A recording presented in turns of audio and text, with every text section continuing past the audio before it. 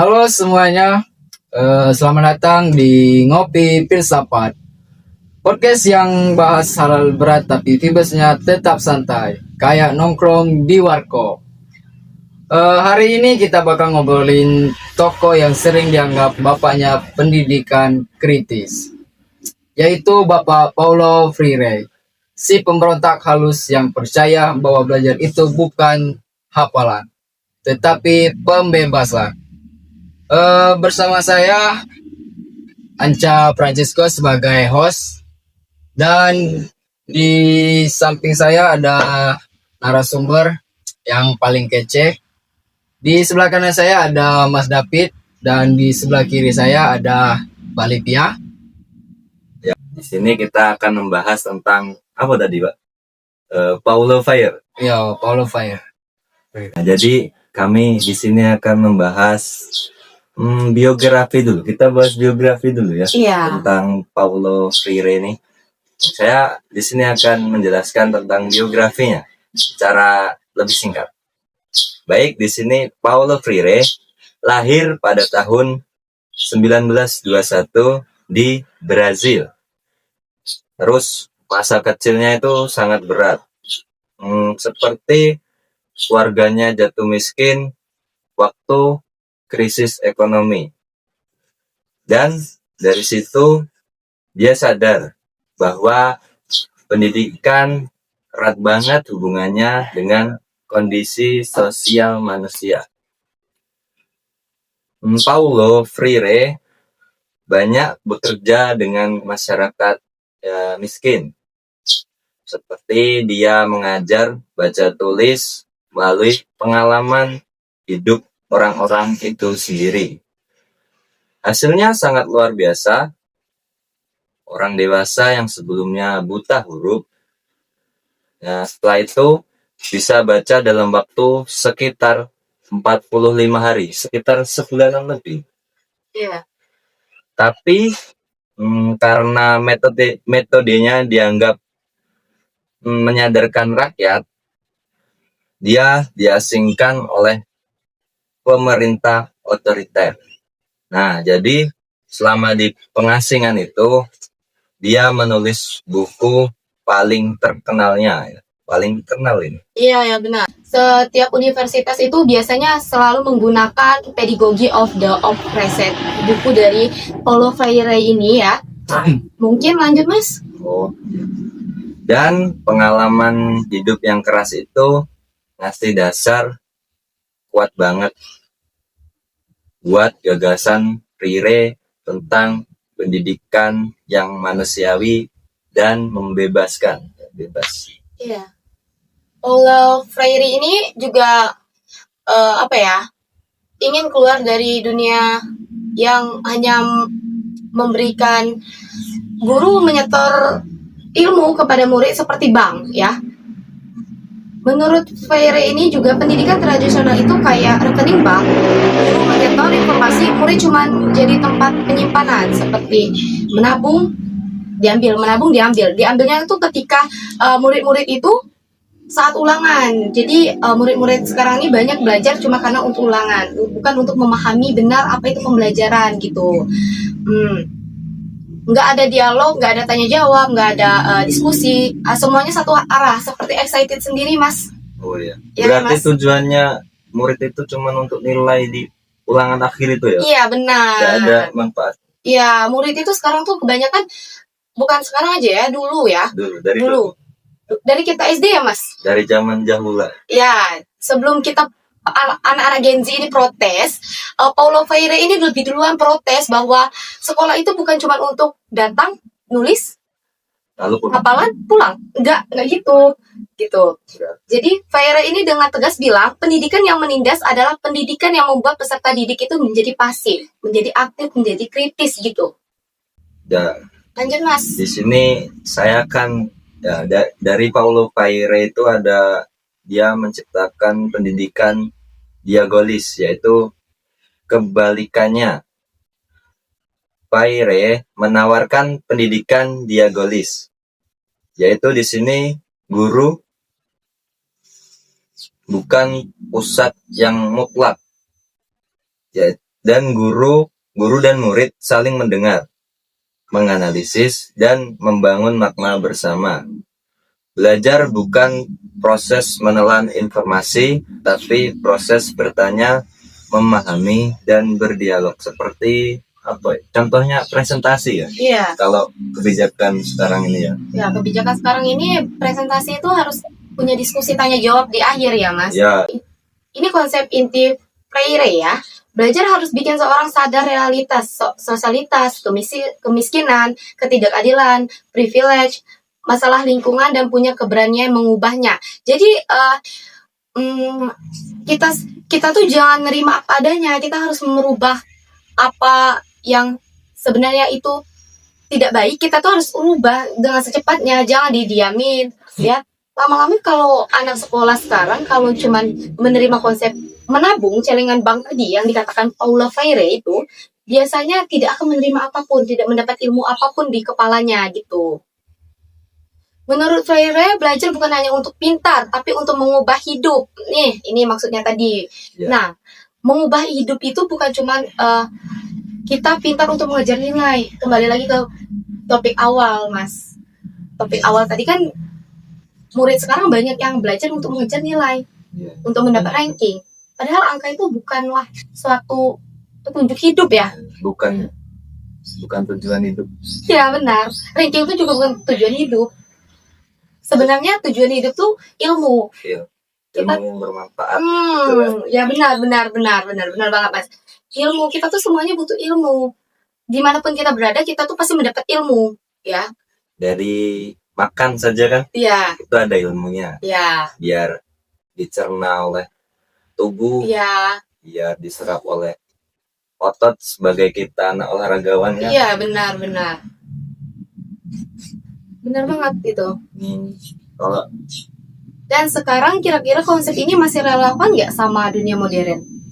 menurut saya masih Masih. Menurut Bang Anca, gimana nih? Masih nggak? Kalau saya mungkin masih. Masih ya. Nah, tantangan digital. Sekarang informasi overload banget. Scroll sebentar dapat 100 info baru. Tapi banyak dari kita cuma nerima tanpa proses kritis.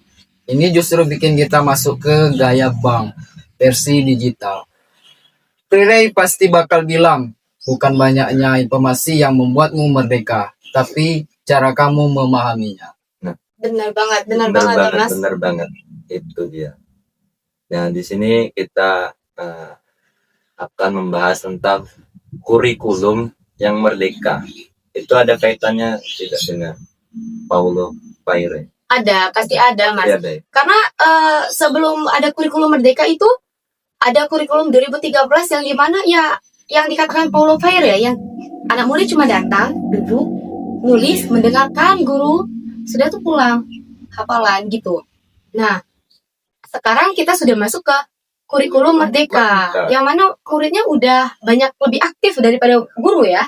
Harusnya gitu. Pembelajaran tuh kayak harusnya Basis proyek, iya benar. terus belajar dari pengalaman, Iya benar banget. terus kolaboratif dengan masyarakat sekitar, Iya benar. lebih mendorong siswa berpikir mandiri. Ya, berpikir secara kritis. Contohnya seperti berbasis proyek kata Mas David tadi ya. Iya. Berbasis proyek itu biasanya seperti P5, kolaborasi dengan Indonesia, kolaborasi dengan zaman-zaman modern, belajar mencari uang. P5 itu biasanya jualan, Oh, iya. membuat karangan bunga gitu. Dulu saya juga itu ada. Ada? Waktu SMA? Iya. Iya. Pasti kurikulum merdeka ya? Iya. Iya. Itu Mas Anca, gimana? Di kurikulum sekolah? merdeka atau masih 2013? Sudah kurikulum merdeka. Sama berarti. Sama. Ya. Gen Z tuh pada kurikulum merdeka sekarang ini. Gen Z, Tapi realitasnya nggak segampang itu, Mbak. iya, Nggak segampang itu. Kelas besar, terus administrasi, guru yang menumpuk, akses digital yang nggak merata, bikin implementasinya belum maksimal. Terus di sini ada juga tantangan moral dan teknologi. Tantangan moral dan teknologi ini sangat berpengaruh di zaman digital sekarang ini ya. Ya, betul, sangat. Anak-anak sekarang dihadapkan pada hoax. Tekanan media sosial, cyberbullying, dan krisis mental. Tekanan media sosial ini biasanya dilakukan pada anak-anak netizen Indonesia nih. Ya, Bullying ini juga termasuk dari netizen Indonesia. Kalau kita salah bikin informasi di TikTok, biasanya tuh langsung dibully. Ini apa nih? Jangan, walaupun kita ngirim cuma 5 detik tuh video di TikTok, itu netizen pada salah nanggap tuh. Bisa dibully kita. Teman-teman berarti harus lebih hati-hati dalam media sosial. Ya, teknologi lebih berpikir. Harus lebih bijak. Ya, lebih bijak menggunakan teknologi. Di sini juga Vera bakal bilang bahwa pendidikan harus memperkuat kemanusiaan dulu, bukan hanya skill atau nilai. Sedangkan di zaman sekarang ini masih banyak banget manusia tidak memanusiakan manusia. Nah, banyak sekali. Benar kan? Banyak sekali. Contohnya seperti ada kakek-kakek ya nyebrang di lampu merah. Dia memakai tongkat dan hanya sebatang kara. Siswa itu hanya lewat saja, tidak menolong. Nah, benar. Sekarang tuh kepedulian orang-orang tuh udah banyak menghilang karena mungkin juga mempengaruhi teknologi. Ada juga yang takut untuk menolong, apalagi di kota Bengkulu ini banyak gangster, Mas. Jadi ya motor mogok itu kira ini gangster nggak ya?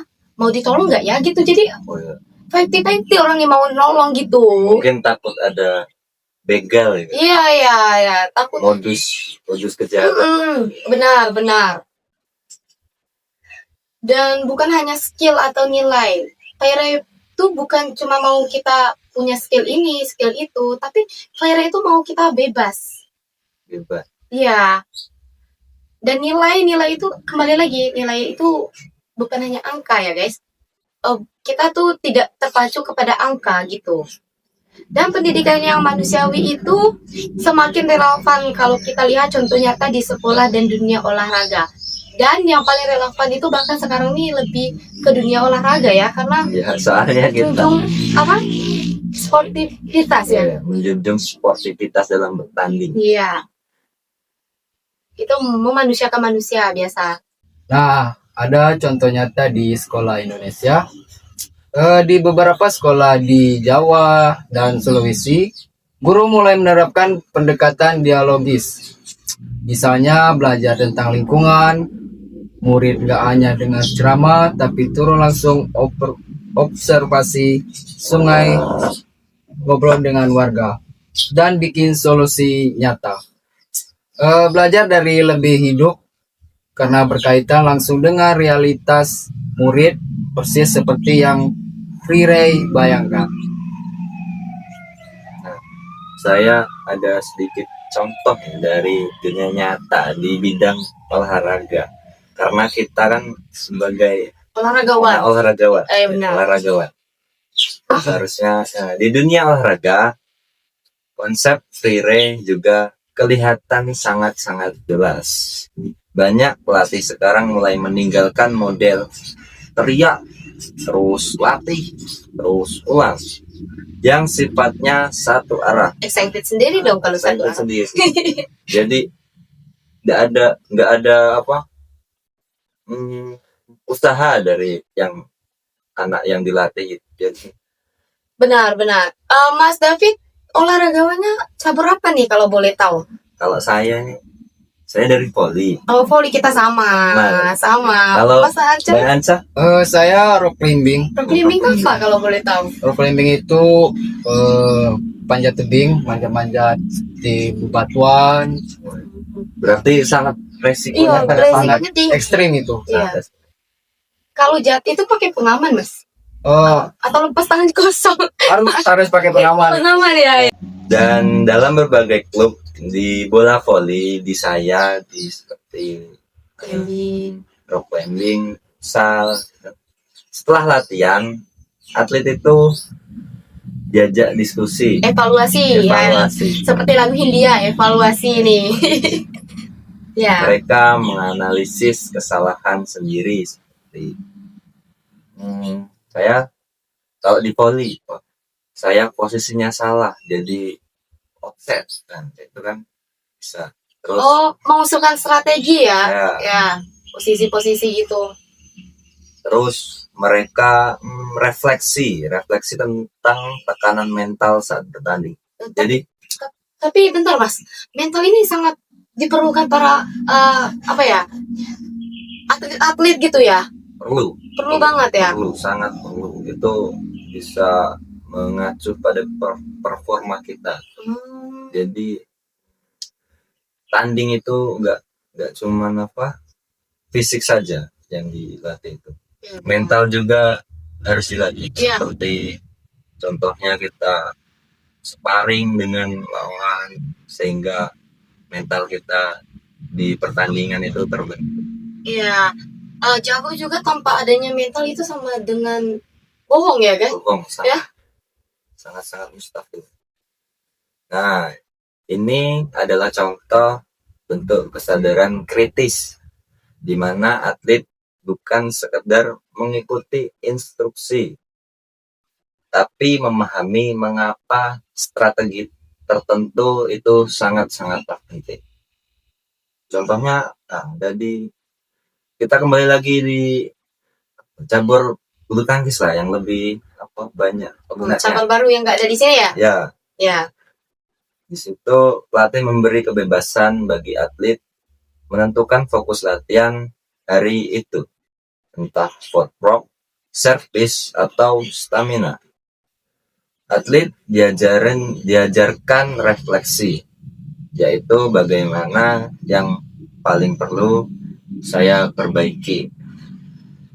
Pendekatan ini bikin atlet merasa dihargai, lebih percaya diri, dan berkembang bukan cuma fisik, tapi juga mental. Kayak ada dorongan dari pelatih yang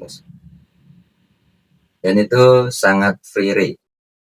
Pendidikan yang memanusiakan dan memerdekakan. Ya benar banget tuh Mas. Sangat benar. Nah, di sini kita membahas refleksi kelompok.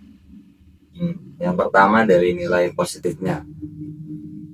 Kita belajar bahwa inti pendidikan adalah kemanusiaan.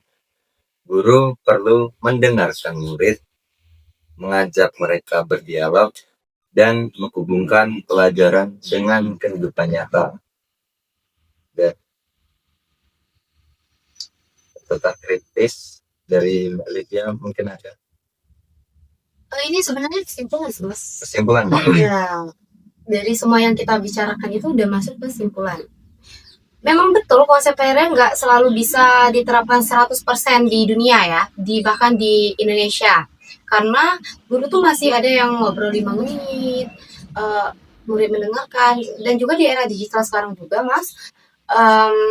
Di era digital juga sekarang, gimana sekolah-sekolah tuh udah boleh bawa handphone. Jadi murid tuh cuma 5 menit mendengarkan guru, sisanya main handphone, scroll TikTok, Instagram, live chat WA. Jadinya misalnya kelas sangat besar atau latihan teknis yang butuh instruksi cepat, kita tuh semakin lama kalau mengikuti apa yang Paulo Freire mau kan, itu pemikiran kita semakin kritis. Jadi apa yang dikatakan dosen, guru itu biasanya langsung cepat nangkap. Kalau kita mengikuti 100% apa yang dikatakan Paulo Freire, apa yang Paulo Freire inginkan gitu ya. Tapi semangatnya tetap relevan. Pendidikan harus membangkitkan kesadaran, bukan hanya hafalan ya. Tapi kita nih muter-muter aja, tapi relevan di Indonesia gitu guys. Ya seperti itulah. Ya. Dan dari semua ini kita sadar bahwa pendidikan masa kini butuh ruang dialog, kebebasan berpikir, dan keberanian untuk bertanya. Karena manusia merdeka lahir dari proses belajar yang memerdekakan. Oke, terima kasih buat Mas David dan Mbak Livia. Dan terima kasih buat kalian yang sudah mendengarkan. Semoga obrolan kita tentang Paulo Freire ini nambah insight baru dan bikin kita lebih sadar tentang apa arti belajar sebenarnya. Ya, benar banget.